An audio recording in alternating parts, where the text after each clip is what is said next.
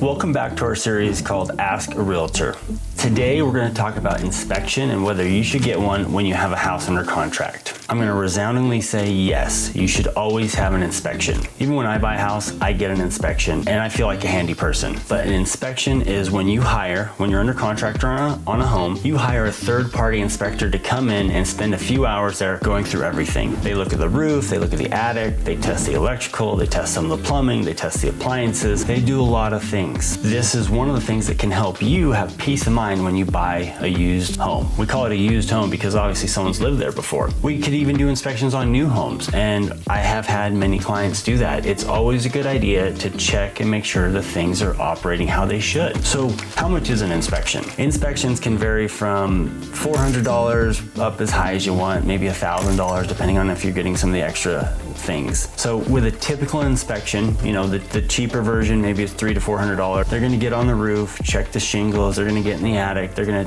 test electrical, like I said, they'll test the washer and dryer if it's there, the dishwasher, the stove, just the general things. Are there upgrades you could do in an inspection? Yes, absolutely. So in Utah, we've talked about radon gas, which is just like rock decomposing, I guess. We have it a lot here in Utah. So you can get a radon test. You could also get a meth test. Certain times it's a really good idea to make sure you test for meth. Maybe the house is in a rough neighborhood, or I don't know, maybe it looks messy. Maybe it's just a good idea to test, because if a house tests positive for meth, then it's a good idea to immediately stop that transaction and get it remediated or walk away. Other tests that can occur, you can test for mold. You can also you can have the sewer scoped, or run a camera down the sewer line, the main drain that goes to the city sewer, make sure that's in good condition.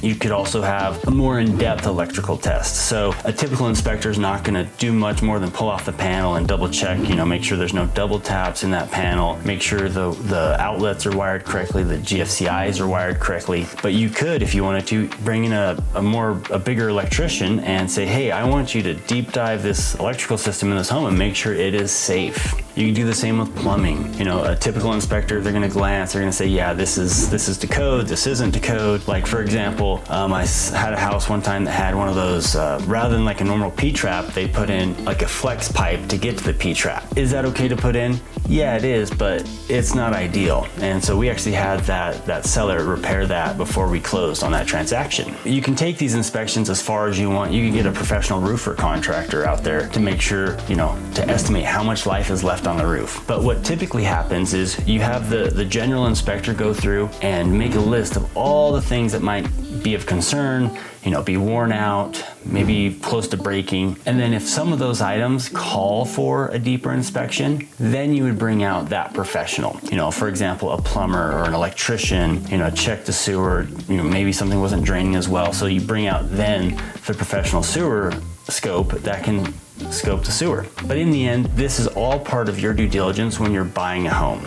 So you have a couple weeks to take care of this, and then whatever's on that report, you can either fix, don't worry about it, just close on the transaction. You can ask the seller to fix it. You can ask for some sort of concession for it. But there's a lot of ways that these inspections can help with the negotiation of a home, and also just give you peace of mind before you move in, saying, hey, it's good. This home is safe. It's ready to go. There's no major concerns, and you can have peace of mind. I always recommend getting an inspection. It's a little bit of money, but it's well worth it for that peace of mind and knowing that you got a good home. If you have any questions, feel free to schedule a call with me at the link below. Thanks.